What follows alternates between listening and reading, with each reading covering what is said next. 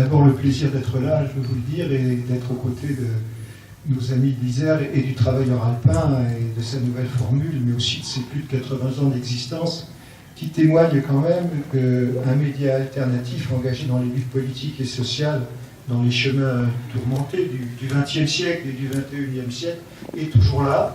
Et c'est une voix qui est précieuse, quoi. Dans l'Isère, ça se sent. L'humanité, c'est un peu pareil. Alors effectivement, il y a 3 chantiers pour moi. Il y a 3 chantiers, et on ne peut pas parler de tout et toujours, mais les questions le montrent bien. On est là aussi pour la sauvegarde de l'humanité, et moi en particulier. On est là, et son utilité, parce qu'il ne s'agit pas de sauvegarder quelque chose qui ne servirait à rien. Voilà. On est là aussi, je crois qu'on est tous interpellés par les formidables enjeux de la révolution numérique pour ce qui concerne ses conséquences, pas dans la production, pas dans la société, mais pour ce qui concerne l'information. Et c'est vrai que c'est sans doute encore plus, novateur que l'a été l'invention de l'imprimerie. Et nous n'en sommes qu'au tout début. Et comme dit Françoise Benamou, une grande économiste des médias et de l'édition, en tous les cas, c'est de l'inattendu. C'est-à-dire qu'on en est au tout début et que les choses ne se passent pas toujours comme on le croit, comme on croyait. Et puis il y a un 3e chantier, tout est lié, dont la situation de l'humanité n'est qu'une conséquence, c'est effectivement l'étranglement du pluralisme des médias. Pas en nombre de titres, parce qu'il ne s'agit pas de ça, il s'agit en opinion. Parce qu'on peut avoir 10 000 titres encore nouveaux, s'ils sont tous inspirés par les gens du MEDEF ou par les gens de Google au niveau mondial, eh ben, on n'ira pas très loin. Voilà. Et donc, il y a un vrai problème le pluralisme des médias, un vrai pluralisme des médias est une des questions constitutives de l'expression d'une citoyenneté. Et donc, en ça, c'est une question, évidemment, qui concerne tous les professionnels, mais qui concerne la politique et qui concerne la société. Voilà. Alors moi, je vais vous parler de l'humanité, parce qu'on ne peut pas parler de tout. Voilà. C'est un miracle. Je vais vous demander juste de coller le micro. Oui, pardon. Comme ça, on partage le micro, c'est mieux. Je vais essayer d'aller vite. Voilà, c'est un miracle. C'est un vrai miracle qui est un quotidien, on peut le dire communiste, en tous les cas qui appartient aussi maintenant à tous les partisans de la transformation sociale et qui en leur ouvrent largement ses colonnes, mais c'est un miracle qu'un quotidien comme cela existe aujourd'hui.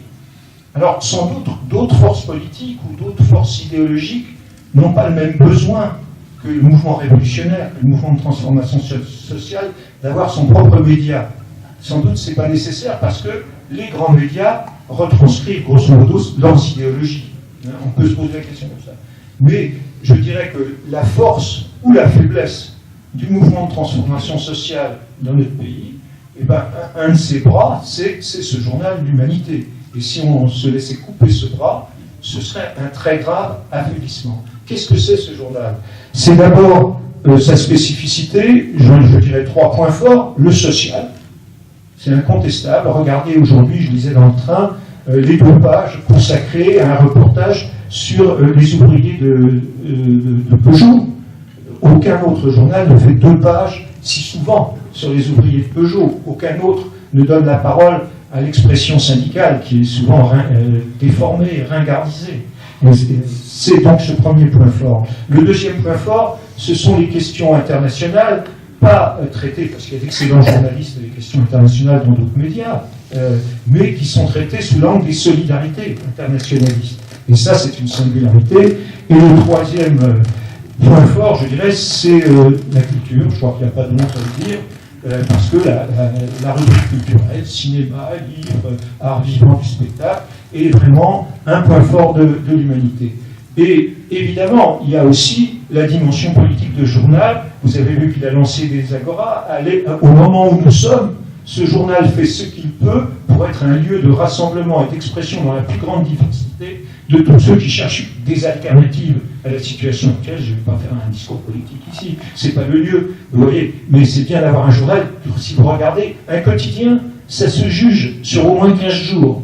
C'est-à-dire qu'on a toujours, et c'est toujours perfectible un journal, il y a toujours des articles qui plaisent, d'autres qui déplaisent, mais sur 15 jours, regardez à qui ce journal a donné la parole. Et vous serez surpris de la richesse de ces colonnes. J'ai pas envie de donner des exemples.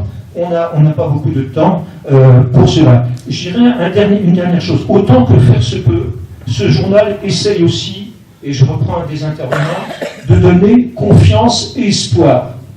Parce que c'est quand même le journal où, quand il y a une lutte qui réussit, on dit qu'il y a une victoire.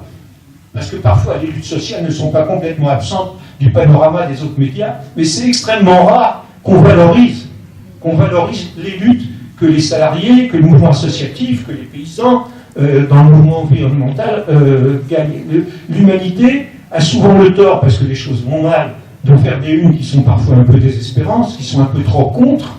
Hein, c'est vrai, c'est une préoccupation de la rédaction en chef perpétuelle. Sur 10 jours, est-ce qu'on a fait que dénoncer des trucs ? Ou est-ce que de temps en temps, on a été positif, on a été optimiste ? Mais en tous les cas, pour tout ce qui concerne les mouvements, le mouvement, que ce soit dans le domaine politique, social, associatif, il y a toujours cette volonté de donner confiance et espoir, de montrer les petites et grandes choses qui ne sont pas que des échecs, qui ne sont pas que du découragement. Voilà. Je veux dire. Et nous avons ce miracle qui dure depuis... l'humanité va de crise en crise depuis sa naissance. Mais enfin, en 2001, elle a eu une crise très sérieuse, quand même. Nous avons repris ce journal et nous avons même réussi à réinstaller un hebdomadaire en 2006, puisqu'il fête ses 10 ans, l'Humanité Dimanche, qui tient bien son rôle. Et permettez-moi une petite incidente sur les journalistes, justement. La communauté rédactionnelle, c'est l'essentiel. Et la communauté rédactionnelle de l'Humanité, c'est environ 55 journalistes, souvent très jeunes, pour la quotidienne. C'est 17 journalistes pour faire un hebdomadaire chaque semaine de presque 100 pages. Et c'est malheureusement seulement 4 journalistes pour l'Humanité numérique, dont on sait bien que ça prend de plus en plus d'importance dans le panorama de la lecture des médias aujourd'hui. C'est donc une très grande faiblesse de ce côté-là. L'Humanité, ça n'est que le 8e journal aidé par l'État. Quand on prend le total des aides directes et indirectes sur la presse, j'ai le tableau ici, on le prend pour 2014, on n'a pas encore le tableau 2015, c'est seulement le 8e. C'est 3 fois moins en argent, 6 millions d'euros, c'est 3 fois moins que Le Monde, c'est 3 fois moins que Le Figaro, c'est 3 fois moins que Le Parisien et aujourd'hui. C'est presque rien, zéro, je crois, pour 2015, et c'était, je crois, 60 000 euros pour 2014, des fonds de modernisation. Parce qu'il y a maintenant 2 fonds de modernisation. Le fonds de modernisation de l'État et le fonds de modernisation que l'État a concédé à Google pour ne pas leur faire payer les millions d'impôts qu'ils doivent sur leur chiffre d'affaires en France, voilà, les droits d'auteur, etc. Eh bien, ils ont ce paravent d'avoir créé un fonds de modernisation. Mais ces 2 fonds de modernisation ont une caractéristique, c'est que l'argent ne va qu'aux riches. Parce que pour être éligible dans ces fonds de modernisation, le public et le privé, eh bien, il faut payer 50% de l'investissement. Voilà pourquoi l'équipement informatique de l'Humanité tombe en lambeaux. Voilà pourquoi les mutations qu'il faudrait faire au service de l'humanité numérique, où c'est une très lourde logistique industrielle informatique, ne peuvent pas se faire. Parce que l'humanité n'a pas les 50% qui permettraient d'avoir les 50 autres. Vous voyez ? Le système est fait pour que l'argent aille aux riches. Voilà. Alors évidemment, les journaux de M. Bolloré, de M. Patrick Drahi, de Pigasse, de Dreyfus, etc., ils ont de l'argent. Hein, ils peuvent investir. Hein. Libération vient d'être capitalisée de 28 millions d'euros par Patrick Drahi. L'Humanité a 1 million de moins depuis 3 ans des aides à la presse. Voilà, 1 million, on ne sait pas encore ce que va donner 2016, mais ça n'a pas l'air brillant non plus. Voilà. Mais l'État ne favorise, évidemment, un coup de téléphone suffirait sans doute, aucune ligne de crédit dans aucune banque. Voilà. Et on se retrouve dans la même situation que moi j'ai connue il y a 15 ans quand j'étais à la direction de l'Humanité. C'est-à-dire que ce sont les mêmes qui voudraient mettre fin à l'indépendance de l'humanité. Non pas supprimer le titre de Jean Jaurès, parce que ça ils n'osent pas tout à fait, mais le mettre dans le giron d'une espèce de journaliste de la gauche libérale socialiste. En clair, c'était l'opération de Colombani il y a 15 ans, et ça recommence maintenant à être l'opération Pigasse, etc. Voilà, aujourd'hui, ceux qui possèdent Berger, Xavier Niel, Free, qui possèdent Le Monde aujourd'hui. Voilà. On voudrait nous amener là-dessus, et évidemment que l'humanité perde ses épines, et perde son indépendance. Il n'en est même pas question, il vaudrait mieux le s'aborder d'ailleurs. Voilà. Encore un point, l'humanité entretient une relation unique avec ses lecteurs, dans l'Isère, mais ailleurs. C'est une constante. Ce sont les lecteurs qui ont sauvé l'humanité deux fois sous Jean Jaurès, en 1906 et en 1911. Ce sont les lecteurs qui ont sauvé l'humanité en 1929, quand le ministre de l'Intérieur, Tardieu, a mis en faillite la Banque ouvrière et paysanne, qui était d'ailleurs fort bien gérée, comme on l'a appris depuis par ceux qui l'ont mis en faillite, quand ils ont écrit leur mémoire, et ça a été la fin de la coopérative de la Bellevilloise, mais l'humanité a été mise en danger, car son argent était là. Voilà. Et ça a été la création des comités de défense de l'humanité, et ça a été également la grande fête de l'humanité. La fête de l'humanité existait, contrairement à ce qu'écrivent certains historiens, mais c'est devenu une grande fête de l'humanité à partir de 1930. Je suis obligé, comme pour le travailleur alpin, de dire que c'est parfois au sacrifice de leur vie que les rédacteurs, les diffuseurs, les lecteurs ont vendu les humanités clandestines pendant la période de la résistance jusqu'à l'insurrection, évidemment libératrice. Et il fallait aussi beaucoup de courage pour vendre cette presse pendant les guerres de décolonisation, où les postes de vente étaient attaqués, où l'humanité était 10 fois saisie, 10 fois censurée. Enfin, vous savez tout ça pour certains d'entre vous.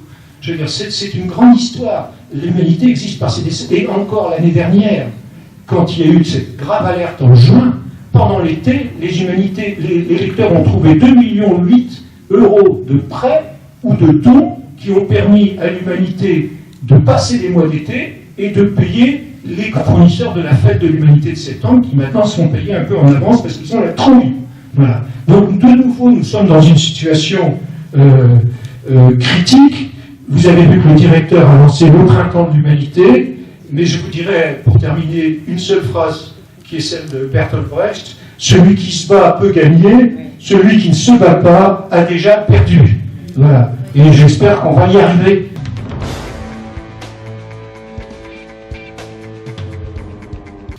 Alors d'abord, je voudrais dire que moi aussi, je pense que la disparition d'un journal, c'est quelque chose de grave dans un pays. On l'a déjà connu avec, par exemple, Le Matin de Paris ou d'autres publications. Il y a aussi des hebdomadaires en région qui, quelquefois, disparaissent et que c'est toujours terrible. D'abord pour le pluralisme et deuxièmement pour l'emploi des journalistes aussi, parce que c'est une profession, malgré les apparences, qui est aussi touchée par la précarité. Et le marché de l'emploi n'est pas simple aussi pour les jeunes journalistes qui arrivent et qui sortent des écoles. Donc je m'associe à votre combat, et l'Humanité fait partie des journaux qui sont disponibles en conférence de rédaction et pour lesquels France 3 paye un abonnement pour la revue de presse du matin. Donc ça c'est...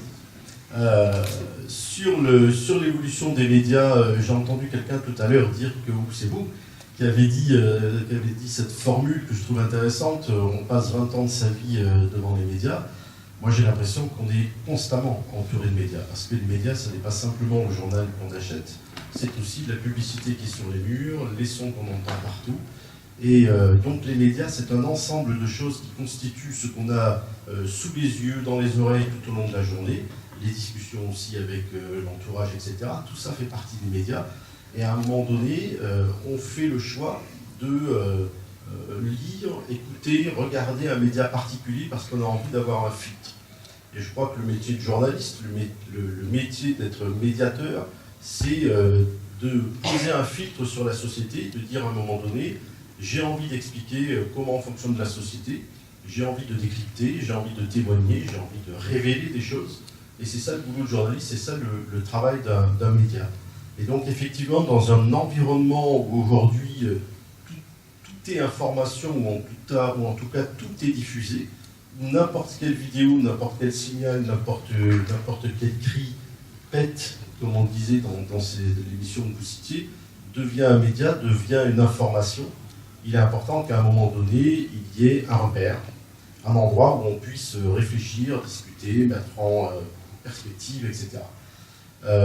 Moi, je considère, pourquoi cette digression, parce que je considère que c'est ça aussi le boulot du service public, de l'audiovisuel, et que la manière dont on aborde le métier aujourd'hui, c'est de se dire, il y a un éventail incroyable qui n'a rien à voir avec ce qu'on a pu connaître il y a 30 ou 40 ans. Il y a un éventail incroyable de médias, on est abreuvé d'informations, de signaux, et à un moment donné, il faut faire le choix. Et donc, le choix d'une rédaction à France 3 ou dans d'autres rédactions de France Télévisions, c'est de dire à un moment donné, je traite l'information, je vérifie l'information et je pars du principe que je ne diffuse que des informations certifiées. Alors après, l'idée est de coller au public, ça peut vous paraître un peu, et ça va peut-être permettre de lancer un peu le débat, mais quand on dit, je trouve dommage que la forme conditionne le fond, je pense que c'est la même question que se pose un metteur en scène, un artiste, et même nous, la manière dont on vous parle ce soir, si je ne mets pas mon micro contre la bouche et si je ne parle pas correctement, vous n'allez pas comprendre. Et moi, le but, c'est que vous l'écoutiez attentivement. Et c'est la même chose pour un journaliste quand il écrit, quand il produit un reportage, il a envie d'être lu, d'être diffusé, etc. Et donc la forme, évidemment, elle a évolué parce que la technique a évolué, parce que le fait que des tas de médias existent, eh bien, les téléspectateurs ou les auditeurs ont aussi des exigences différentes, et bien de la même manière, on est en quelque sorte contraint de faire évoluer la forme que l'on donne au reportage, etc. Alors, on peut le regretter ou pas, mais c'est comme ça. Et ce qui me paraît important, c'est de garder à l'esprit, de coller à la réalité de ce qu'on voit et la réalité du terrain dans lequel on évolue. Moi, je pense que un service public de l'information, il sera toujours fort s'il donne de la société une vision équilibrée, juste, et qu'effectivement, il ne court pas après des fantasmes, des représentations de la société qui ne sont pas réelles. Et dans notre rédaction, on s'attache à rendre compte de ce qui se passe autour de nous, sans négliger telle ou telle part. Ça veut dire qu'il faut essayer d'équilibrer, c'est quelque chose d'assez subjectif. Je ne crois pas à l'objectivité du journaliste. Ce sont des choix subjectifs, mais l'idée c'est que les choix soient honnêtes. Et pour ça, les journalistes, ils ont leur conscience, ils ont leur expérience, ils ont leur métier. Ils ont quelquefois un talent aussi particulier qui fait qu'on va dénicher des histoires, etc. Mais l'idée, c'est, pour un média de service public comme le nôtre, c'est de parler de la société comme elle est, ou comme on imagine, quelqu'un l'a dit tout à l'heure, en tout cas comme elle est. Donc c'est pour ça que hier soir, peut-être que vous avez regardé France 2 avec une enquête de cache d'investigation sur les employés, les salariés détachés. Derrière, il y avait un documentaire sur la honte des expulsions dans les quartiers populaires. Depuis 15 jours, on diffuse le lundi soir un documentaire sur les ouvriers, qui est assez rare. Bon, d'ailleurs, la diffusion a été une avant-première à Paris. Voilà, ce sont des thèmes qui nous paraissent importants et qui, face à ce torrent d'images qui arrive de toutes parts, face à la pression des médias privés qui offrent quand même des programmes qui ne sont pas tous de qualité, petite litote, mais comme on est enregistré, je fais attention à ce que je dis. Voilà, je pense que le service public, je pense que Didier dira la même chose tout à l'heure pour la radio, reste malgré tout un repère, et je peux vous certifier que, évidemment, on peut critiquer tout ce que le public fournit, mais je peux vous assurer que à l'intérieur des rédactions, à l'intérieur des équipes programmes, il y a très souvent le souci de coller à cet esprit du service public. Alors pour autant, le service public pour exister, il faut qu'il y ait des téléspectateurs. Donc ça veut dire qu'on est obligé de s'adapter, et j'en viens au chantier pour donner un peu d'air aux médias. Le chantier principal aujourd'hui, c'est de coller au numérique, puisqu'il est en train de courir dans notre dos et surtout pas se faire dépasser. Donc ça implique des modifications de travail, des modifications dans l'approche de l'information. Ça implique pour des journalistes de travailler plus vite, ce qui n'est pas évident dans ce métier où il faut vérifier l'information aussi. Donc ça, ce sont des chantiers qui sont importants. Vous savez que France Télévisions prépare la création avec Radio France d'une chaîne d'information continue. On verra ce que ça donnera le 1er septembre à 18h pour le lancement, mais l'idée c'est justement d'être aussi sur ce marché-là, et là vous allez hurler, mais c'est un marché aussi qu'il faut occuper parce que sinon la concurrence prend toute la place et après on dira mais ça sert à rien le service public puisqu'on a BFM, on a etc. Donc il faut qu'on apporte cette différence-là. Et le service public audiovisuel, je finis, il existe depuis longtemps, et c'est pas pour autant qu'il va exister longtemps. On a vu avec l'exemple de la Grèce, le service public est confronté à des problèmes de financement, parce qu'aujourd'hui, vous savez bien, financer des choses publiques, c'est tellement à la mode. Beaucoup ne veulent pas payer la redevance ou la contestent. La publicité a été réduite sur le service public depuis la réforme voulue par le président Sarkozy. Ça a un petit peu compliqué les choses à l'intérieur de France Télévisions. Mais je crois que l'entreprise a su rebondir, a su maintenir ses chaînes, a su malgré tout maintenir l'emploi, même s'il y a eu quand même l'année dernière un plan de départ volontaire, un peu plus de 300 personnes.